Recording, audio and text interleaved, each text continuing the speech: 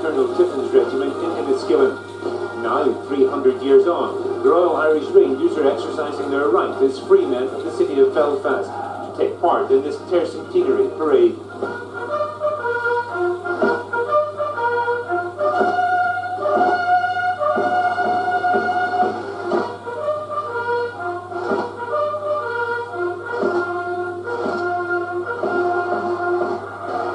And this is where it all started, at the castle in Enniskillen in 1689.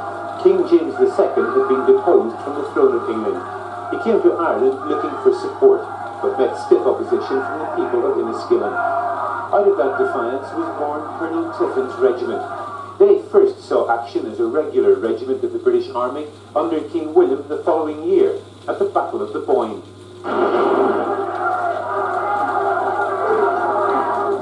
Although commemorated on the 12th, the Battle of the Boyne was actually fought on the 1st of July, according to the old-style calendar.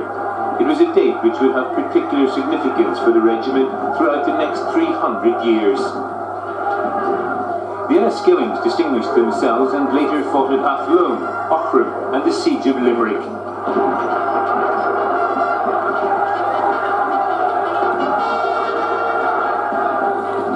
A special medal now commemorates the Boyne, still one of the most famous battles in Irish history.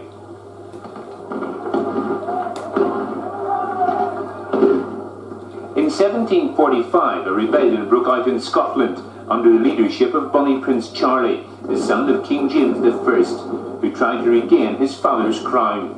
The British forces, including the Enniskillens, were sent to Scotland. They suffered in a serious defeat at Falkirk, but were also present when the Scots were beaten at Culloden.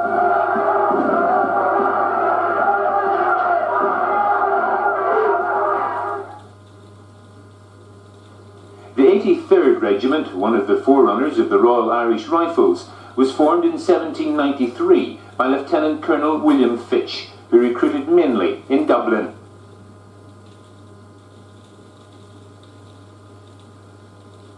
The 87th and 89th Regiments were also formed around this time. They were later to become the Royal Irish Fusiliers. It was in 1811, at the Battle of Barossa in Spain, that they achieved one of their most famous victories, charging forward with the cry, Fágtha Balla, clear the way, and capturing the Eagle standard of the French.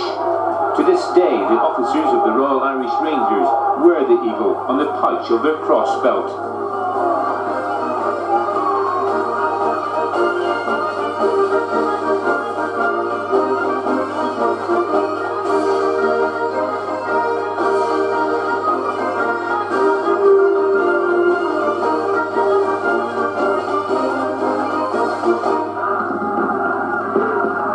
It's been said that wherever there's been a great battle over the past 200 years, Irish soldiers have been in the thick of it.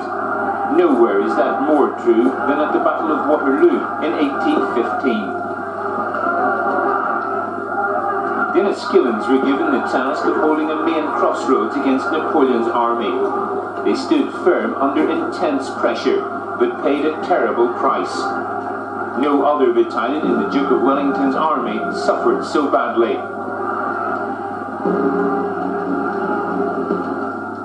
By late in the afternoon, the sergeants, using their staffs to keep the men in line, had almost taken over command, as so many of the officers had been killed. One must remember that the Enniskillens held the centre of Wellington's line at Waterloo, and they had, I think, out of the 600 or 700 people there, I think about 400 or 500 were killed.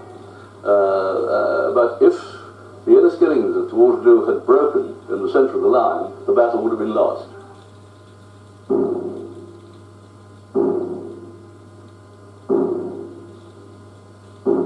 The Jam-Sea drum is a symbol of another famous success for Irish soldiers. The 86th, the Royal County Down Regiment, also forerunners of the Irish Rifles, distinguished themselves in the Indian Campaign.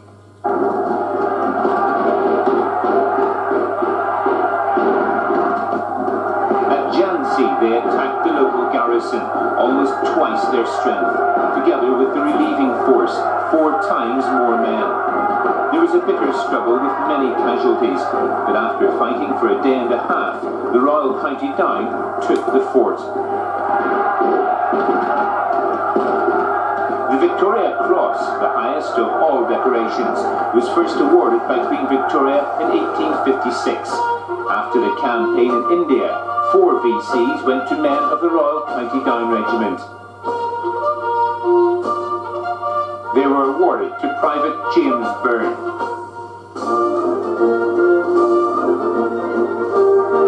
Private James Pearson.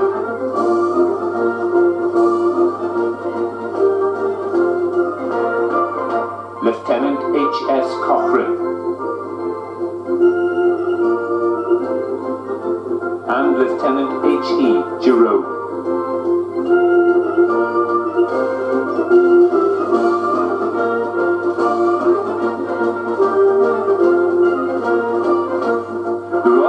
Rifles were formed as part of an army reorganisation in 1881. They're seen here at Victoria Barracks in Belfast. The reorganisation also led to the formation of the Royal Enniskillen Fusiliers and the Royal Irish Fusiliers.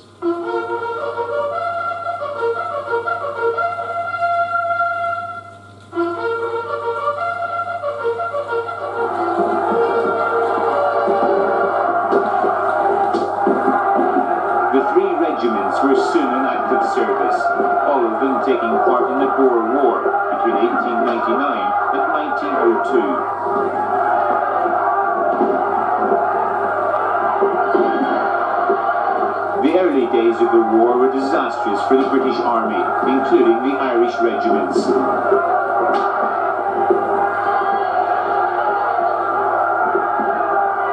Slowly, the tide of war began to turn, and by May 1902, the Boers had given in.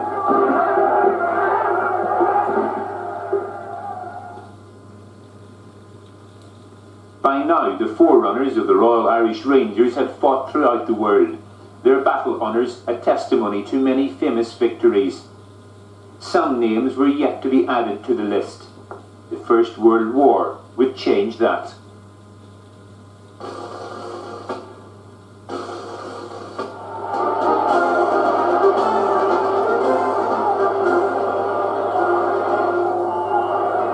Soldiers marched through Belfast. Many thought they were on their way to a quick and glorious victory.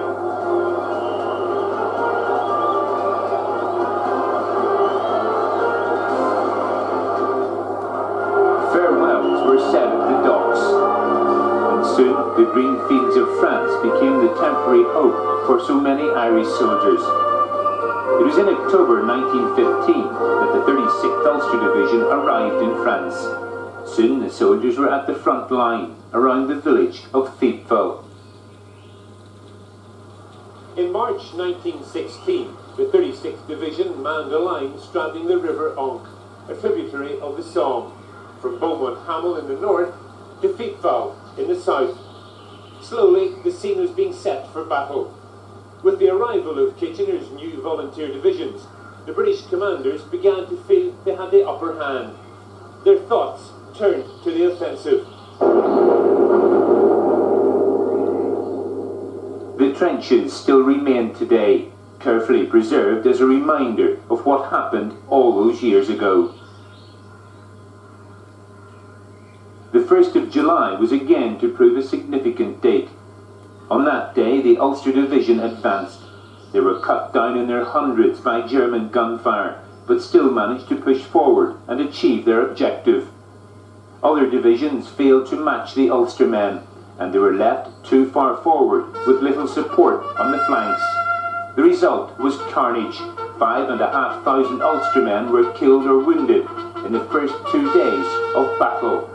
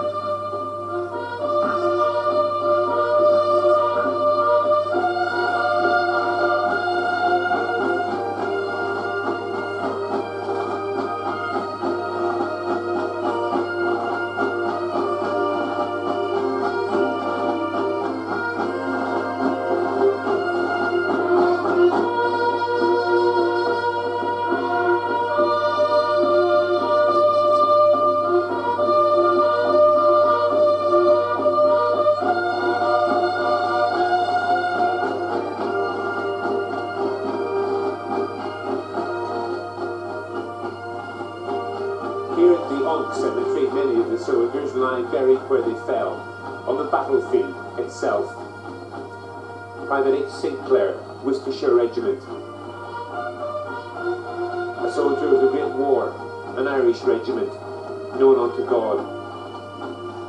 Rifleman W. Laverty, Royal Irish Rifles, 1st of July, 1916.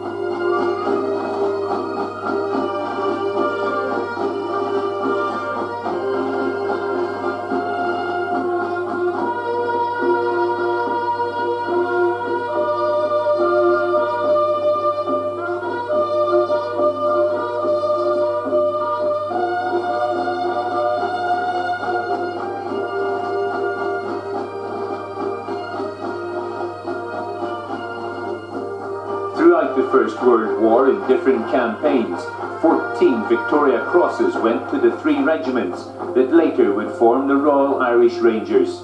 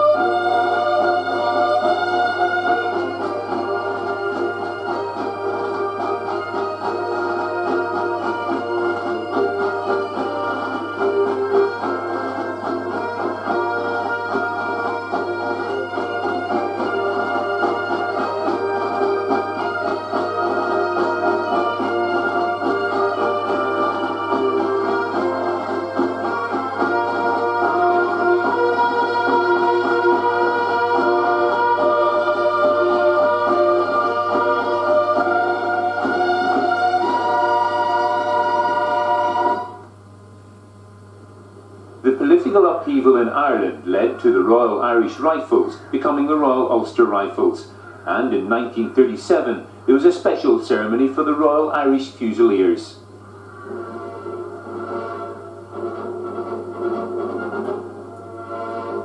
His Royal Highness the Duke of Gloucester presented new colours to the 1st and 2nd Battalions of the Royal Irish Fusiliers.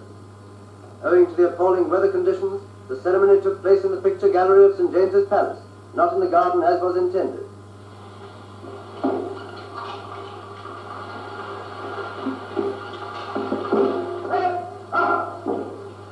After the presentation, His Royal Highness inspected the battalions in the open and took the salute of the march past.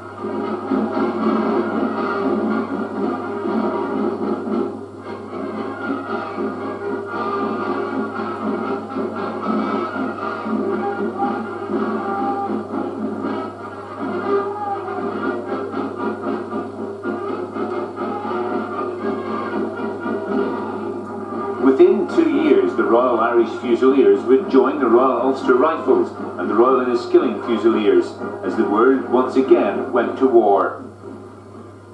This morning, the British ambassador in Berlin handed the German government a final note, stating that unless we heard from them by 11 o'clock, that they were prepared at once to withdraw their troops from Poland, a state of war would exist between us. I have to tell you now that no such undertaking has been received, and that consequently this country is at war with Germany. We listened to Neville Chamberlain announcing on the radio that the war had started, and all we subalterns sort of more or less cheered and said, "Come on, let's have a bottle of champagne." And we noticed that the commanding officer was just looking out of the window and not really taking part very much. And we crowded round him. And we said, "Come on, Colonel, have a glass of champagne, there's a war on." And he turned to us and he said, "You know, I know exactly how you feel." But he said, "I would ask you to remember that at the end of the first morning of the Battle of the Somme, I was in, I can't remember which battalion of the Irish Rifles as they were then." He said, at the end of the first morning, I and one other officer in the battalion were the only two officers who were unwounded or were alive. And he said, so you see, I have done it before, and I know what might be to come.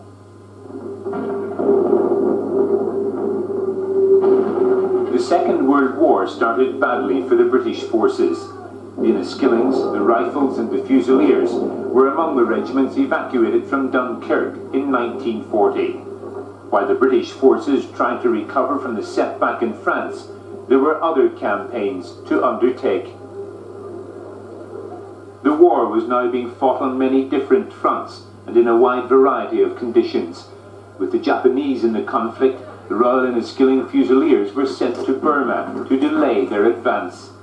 The weeks that followed were very difficult, with heat, fatigue, and almost constant attack.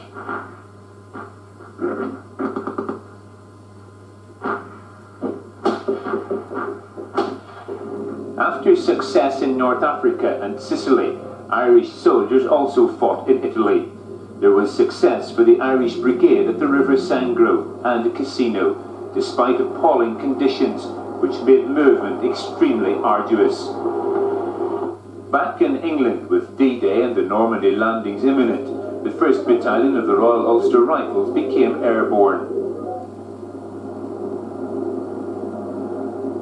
As the 1st Battalion of the Rifles flew into France by glider on D-Day, they passed over their 2nd Battalion, which had landed on the Normandy beaches.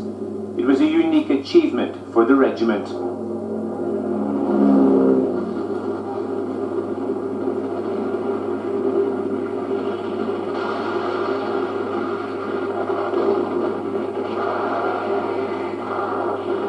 Military leaders have often talked about the marvellous qualities of the Irish soldier.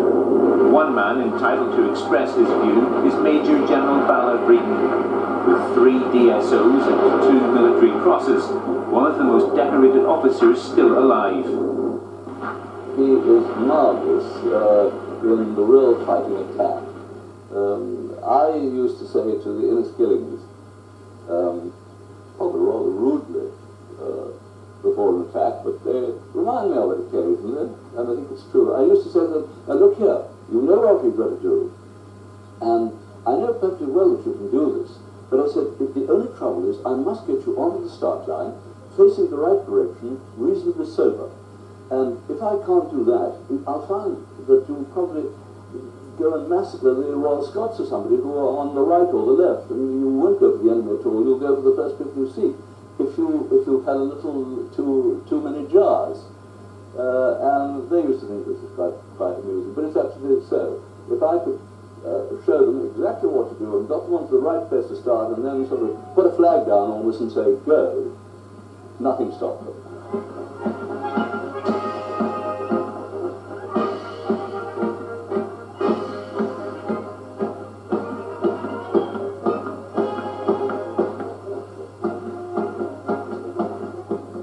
As the years move on, there are fewer veterans of the Second World War to tell their story. The Korean War at the start of the 50s is that much closer.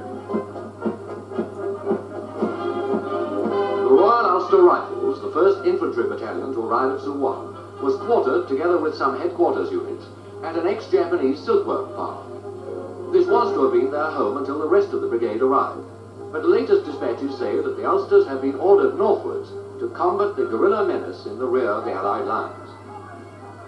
But before doing so, the battalion, led by its pipe band, got rid of its sea legs with a route march through the old walled city, a city which our correspondent calls the most picturesque in South Korea.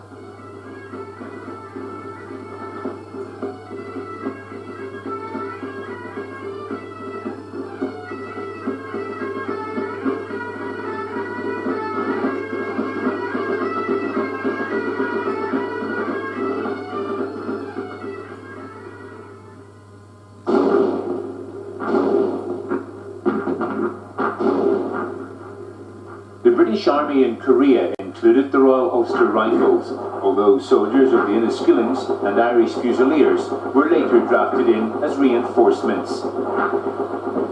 The winters were freezing. some of the worst fighting came at night. The most difficult operation of war is a night withdrawal in contact with the enemy. And of course the Chinese had got right round behind us. And I was mortar officer. And one machine gun carrier went past, and that was the last carrier to get out. Mine was the next one, and by the time I got to this little sort of road junction, the Chinese had already blocked the road. We just went straight into them, and we didn't even realise, they were there until suddenly we first of all, I thought they were North Koreans, South Koreans who were on our side, because they all looked the same. And then, to my horror, I discovered that they weren't. So we all got out of the carrier and sort of formed a little bridgehead, if you like, in this little Korean farmyard, a haystack. And when our ammunition was finished, we were just taken prisoner. A memorial stone erected in Korea to commemorate the soldiers who died there was later moved to Northern Ireland. It now stands at St Patrick's Barracks in Ballymena, regimental depot of the Royal Irish Rangers.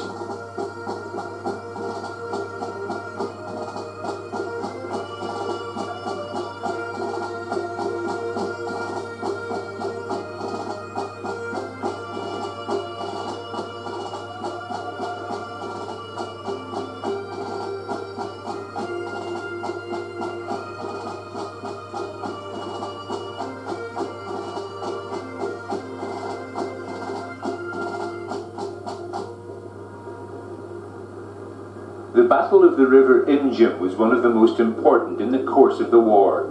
The Gloucesters were decimated. The Ulster Rifles suffered heavy casualties. The memories of that conflict are still fresh. Well, I remember coming out into this big sort of basin of a valley out of the hills with a crowd of chaps, and there was a couple of Centurion tanks sitting over a few hundred yards away, and they mistook us for the enemy and opened fire on us.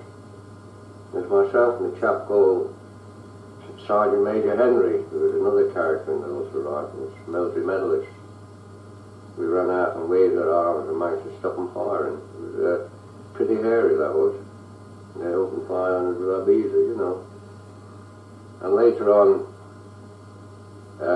a crowd of us, we got onto the back of this Centurion tank to have a ride out, and suddenly a group of Chinese seemed to rise out of the ground and come charging towards us on the tank, and the tank opened up and sort of seen them off, It's incidents like that were happening all the time, And it was a pretty long day that day. Pretty long day.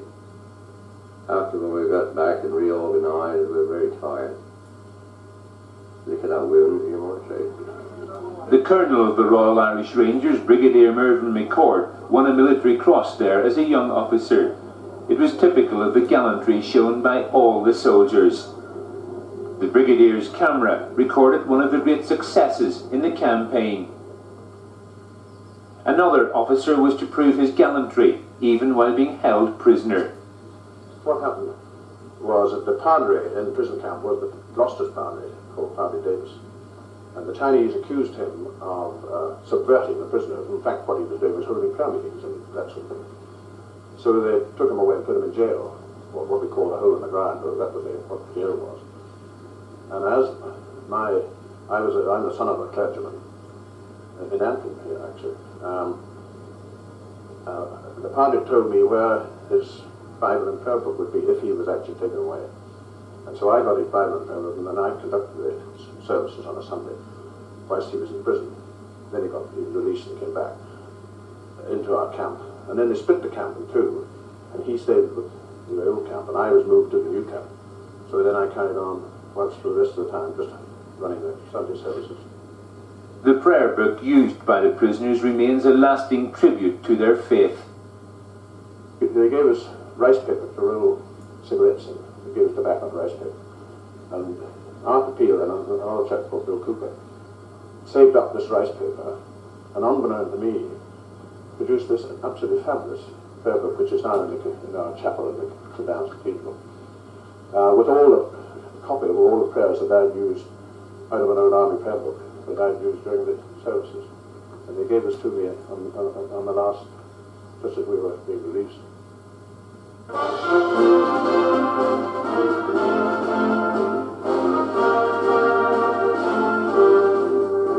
Shamrocks on St. Patrick's Day in 1952, with the Enniskillings in the Egyptian desert. And for the soldiers, some unusual antics, which are all part of the tradition.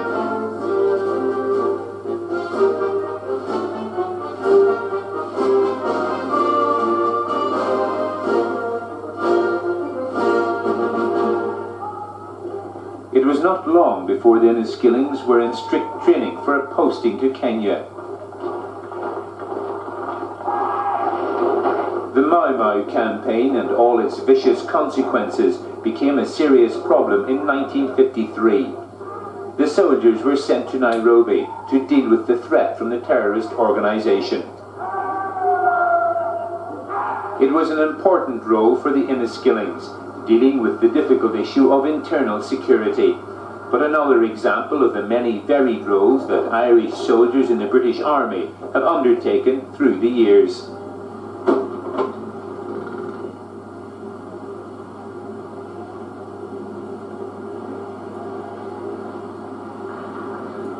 The fight against the Mau Mau proved successful.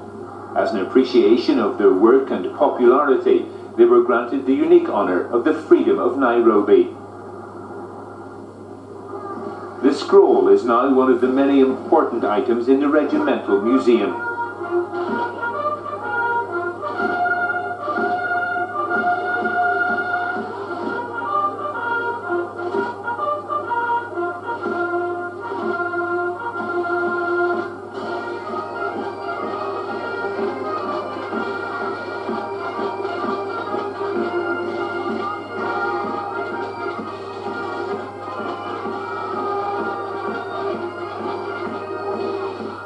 Today, the three old regiments, the Enniskilling Fusiliers, the Ulster Rifles and the Irish Fusiliers, are one, the Royal Irish Rangers.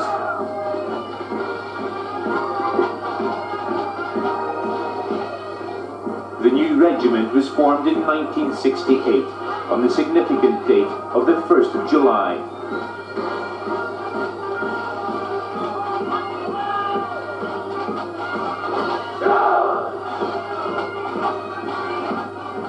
With its distinctive uniform and rousing march, Killaloo, the regiment is regarded as a successful amalgamation.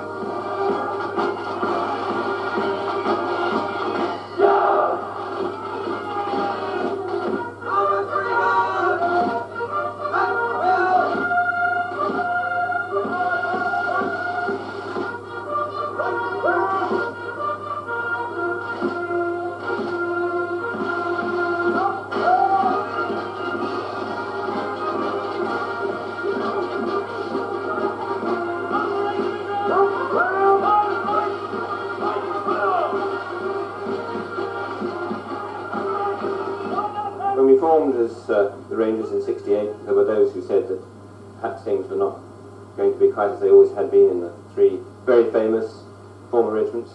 I think those people overlooked the success of the North Irish Brigade, and after all, when the Rifles went to Korea in the early 50s, they took many Fusiliers, both Skins and Irish Fusiliers, with them.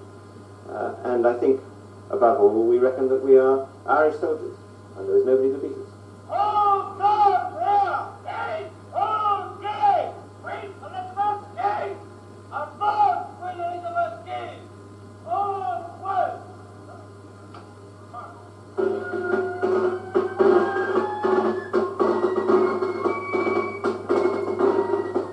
The ceremony of the Keys in Gibraltar, always a popular posting for the soldiers. In fact, some were based here when the amalgamation of the three regiments took place. The adjutant at that time is now the highest ranking ranger serving in the army, Major General Roger Wheeler.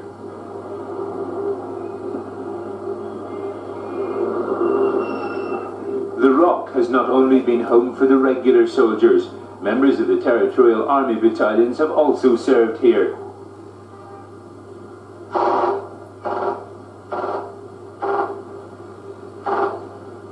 While Gibraltar may have been pleasantly warm, one of the next postings for the Rangers was what could only be described as blistering hot. The 2nd Battalion went to Bahrain in 1970 and spent 9 months there. Over the next few years, Germany was to become a regular site for the Rangers, and in 1980 there was a posting to Berlin, a city which has hit the news headlines all over the world.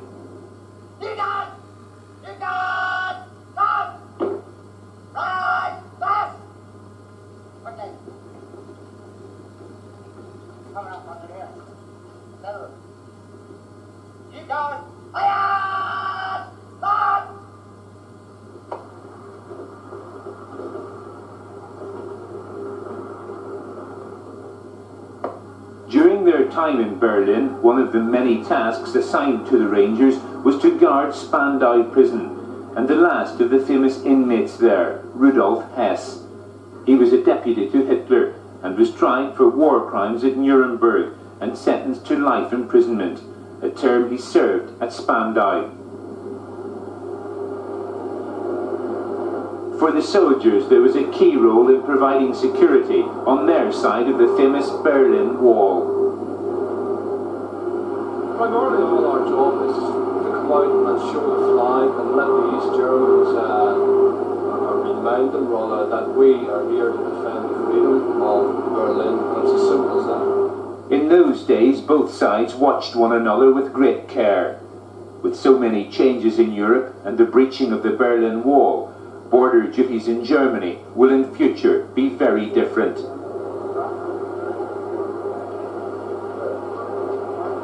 Some Rangers go on to achieve very high rank in the army, still wearing their caubeen with pride.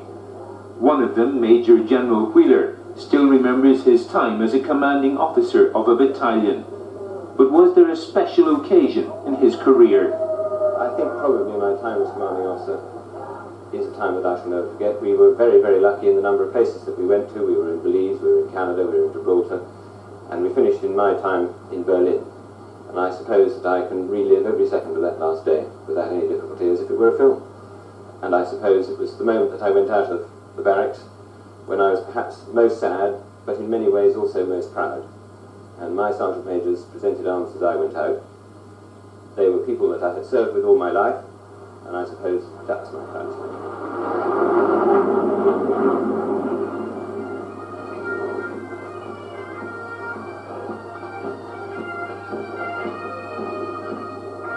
Port Stanley in the Falkland Islands, just about as far away from home as possible. The Rangers did not take part in the South Atlantic War of 1982, but their 1st Battalion was there soon afterwards to help in the clearance operation. And in 1987, the 2nd Battalion was based in South Georgia Island and Port Stanley.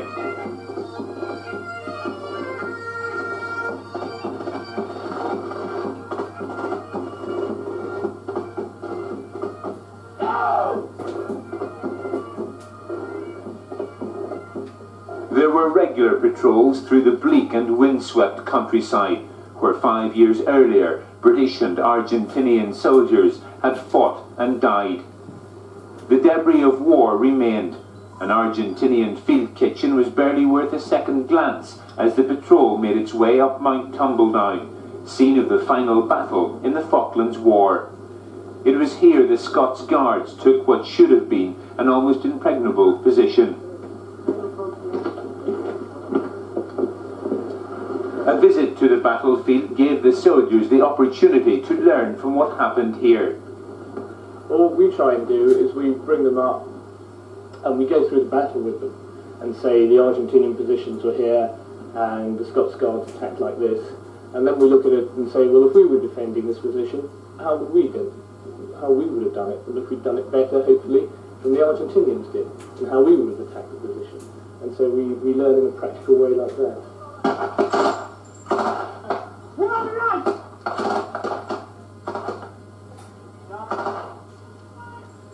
The Falklands provided an ideal setting for military manoeuvres. Right, Carl, take your section, right?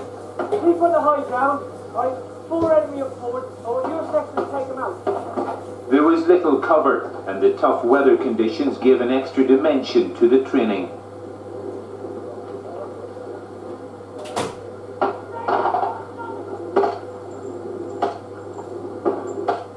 Big exercises provided an opportunity for the officers and men alike to test themselves over a ground where battles have actually taken place. We actually deployed onto the Pleasant Peak 2.5 days ago, where we brought out a twin-stage group. It was our particular task to actually defend this area of the ground in order for allow the company to continue through. Very cool. You know how the Argentinians must have felt?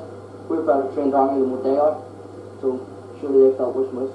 So it's a good chance out to go to practice being a soldier. That's what we're getting paid for, it's what the bread and butter is all about. The Royal Irish Rangers entered the history books with their tour in the South Atlantic. As the garrison in the islands was slowly scaled down, they were the last regiment to go there in battalion strength.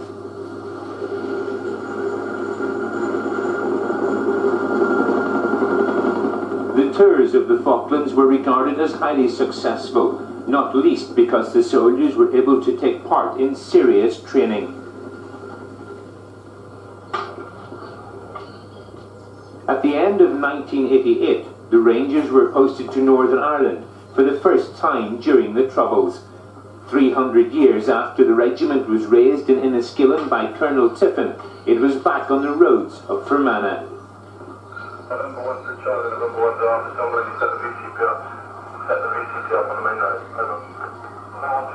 The background of the soldiers and their knowledge of Northern Ireland was to prove very useful. In my battalion, with the boys over here, about 400 were born in Ireland, 350 from the north, 50 from the south. Having said that, again, about 1/3 of the battalion is Catholic, the remainder are Protestant. Never had the slightest problem or trouble of any kind. And I think, yes, they do have an understanding, they all get on well together, and they do understand the problems over here. To commemorate the first operational tour of Northern Ireland, a unique silver statue was struck. It joined 4 other silver statues, which in a special way outlined the long history of the regiment and its predecessors. They were presented in 1889 to commemorate the 200th anniversary of the regiment. They were presented by officers in the Royal Enniskillen Fusiliers to the Royal Enniskillen Fusiliers. And they show an officer dressed in 1689 in a very sort of rather colourful uniform they wore then, when Colonel Tiffin raised the regiment at the castle in Enniskillen. The officer in 1789 then shows the uniform there. And you can see also how the uniform has changed in 100 years. And finally the officer in 1889, very much again his parade uniform, wearing what we would call today a bearskin and a red tunic, although because it's silver you obviously can't see it as a red tunic. The 4th statue is the latest statue which we presented, and that shows an officer in 1989 wearing his service dress or his best uniform. And this took us a considerable amount of time to save up for.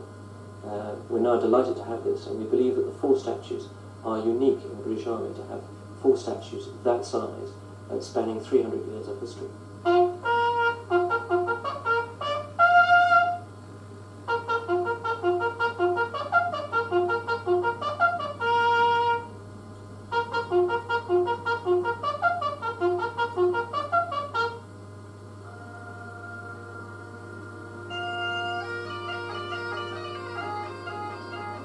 A regimental guest night for the Rangers, and reinforcing the unique heritage, the grace is said in Gaelic. Nanamanar, August and Dick, August and Spirit Nave. A yin across Bannock Shin, the Hirsti Aranacha, August Armea. Enough, August Gaka the Law. Amen. Dining in the mess is not quite the same as having field rations. The choice is certainly better. Regimental guest nights are important occasions when the Rangers can say a proper thank you to civilians or officers from other regiments who have helped them during the year.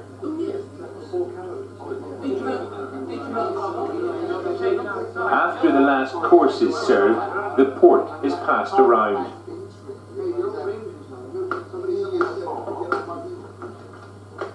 Mr. Vice, our Colonel-in-Chief. Ladies and gentlemen, the Colonel-in-Chief, Her Royal Highness, the Duchess of Gloucester.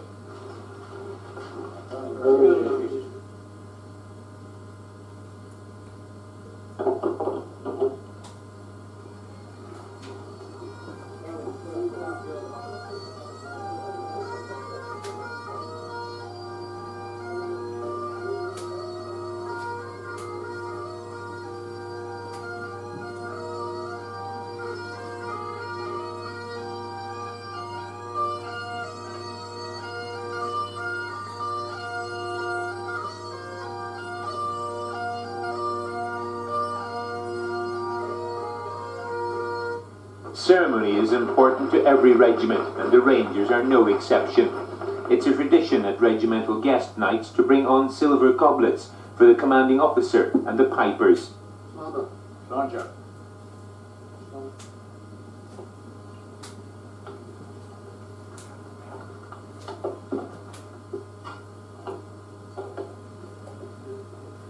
There can be a variety of music often chosen by the guests, and it's not unusual to end the evening with the wearing of the green and the sash.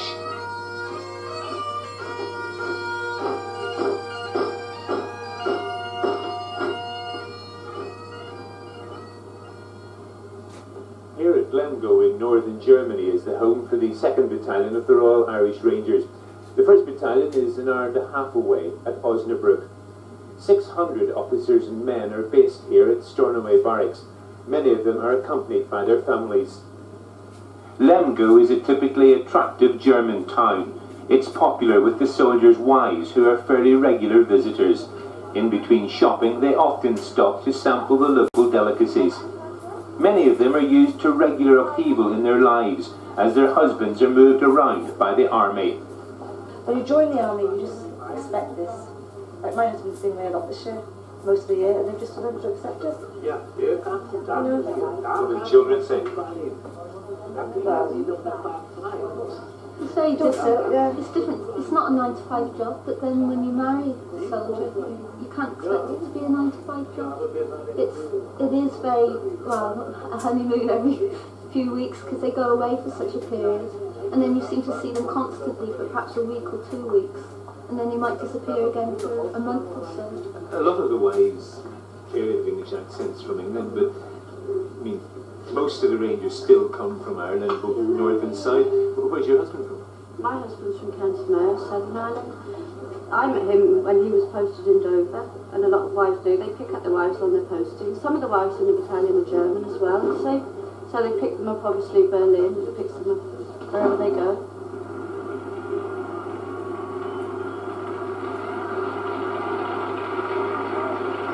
Contact 216-842, 2 BFDs, 2 T-64s. Contact the queue, engage and destroy. Military exercises are taken very seriously by NATO commanders, and this year the Rangers, along with their TA colleagues, completed a grueling and intensive training program in Germany. There have been many radical changes throughout Europe, but exercises like this might still continue.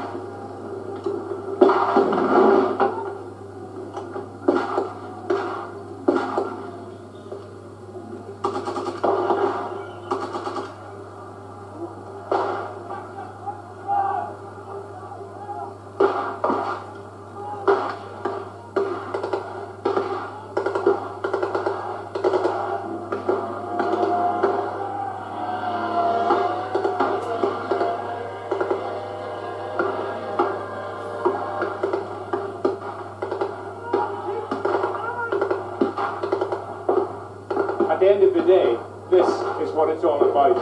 If war broke out in Western Europe, these men of the Royal Irish Rangers would be among the soldiers fighting at the front line. The massive array of military hardware on show during this part of the exercise was only a small percentage of that available to the British Army. Among those hoping to benefit from the manoeuvres was the commanding officer of the Rangers' 2nd Battalion. We learn the same lessons every time we come on exercise, basically.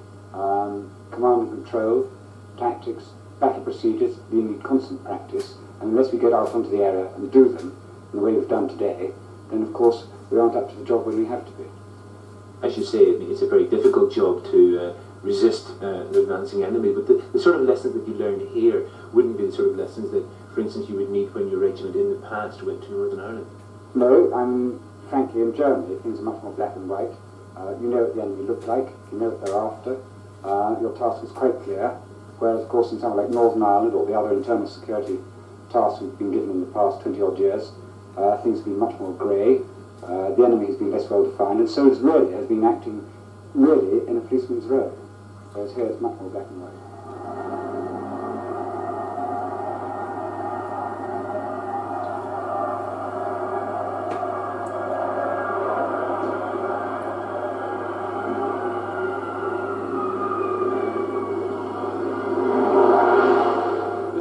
Arriving here at Düsseldorf International Airport are members of the 5th Battalion of the Royal Irish Rangers. The 4th Battalion is arriving at another airport at about the same time.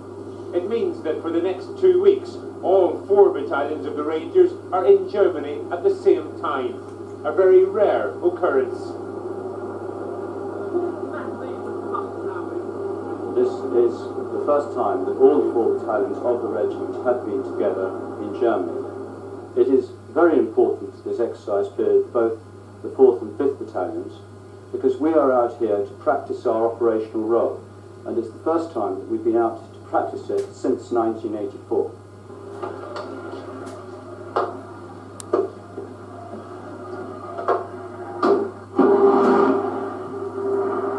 The 4th and 5th battalions would have an important role if war broke out in Europe. The part-time soldiers who have no role in Northern Ireland security would be among the reinforcements flown to Germany. This exercise involved a total of 13,000 soldiers, both regular and TA. It was the biggest reinforcement from the United Kingdom since Operation Lionheart in 1984. The first stop for the soldiers from Northern Ireland was what was described as the biggest lorry park in Germany. The fleet of vehicles was worth millions of pounds, and it was for the use of the TA as they set out on their exercise.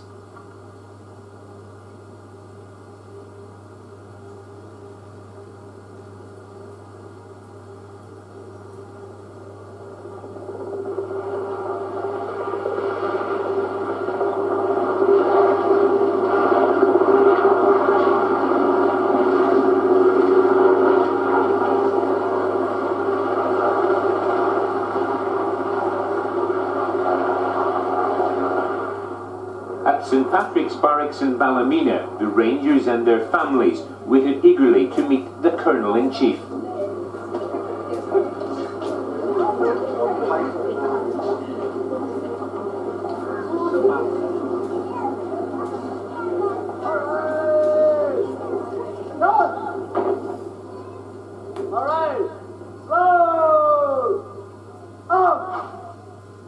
Regular army recruits for the Rangers received their training at Ballymena, and this year the depot took on an extra role with training programs for all the TA units in the province.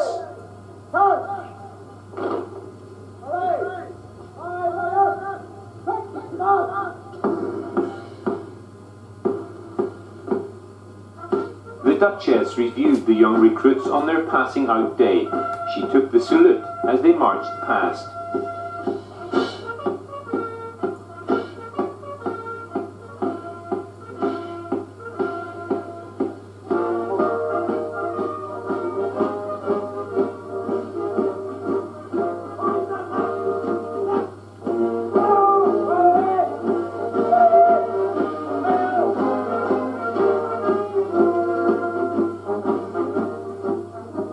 First official visit by the Duchess of Gloucester to a unit of the regiment since she was appointed Colonel-in-Chief.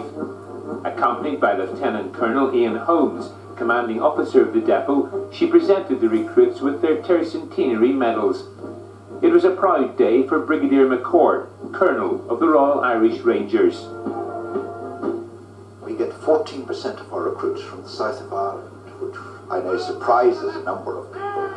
But we've always prided ourselves on recruiting from all parts of Ireland, all sections of the community, and when you get into the regiment, no one's interested in your background, and it's in what you are, and everyone's got a chance to get on and become a field marshal or command the regiment or what have you. From all of us, as I say there. I see there are a lot of. That's I see you have started. Oh yes, started off with really the dress on various people in the regiment. Those are musicians, different guises. Who took these? A photographer from the first term, but those you won't have seen. Yes, the ones from yes on the past day. There I said I took those myself. Did you? Yes.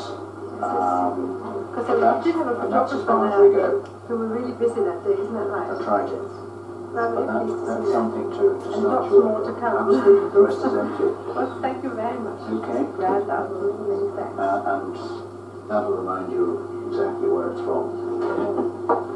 We don't look back, we take the best from the past and look to the future. And I think the Irish Rangers have done just that with our three parent regiments from the Enniskillen Fusiliers, the Irish Fusiliers and the Ulster Rifles. And I think it's generally accepted throughout the army that the Irish Rangers are one of the most successful amalgamations. We've got our Irish heritage, and when we march past Killanoo, which we think is the best regimental march in the army, you can see that pride in the whole regiment as we go past.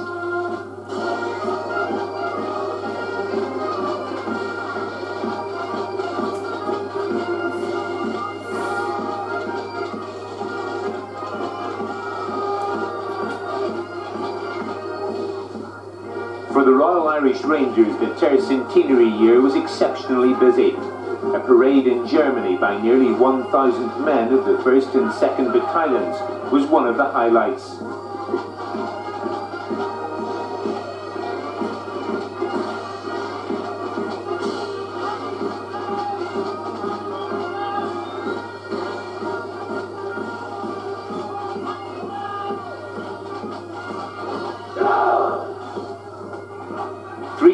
Years of service to the British Crown.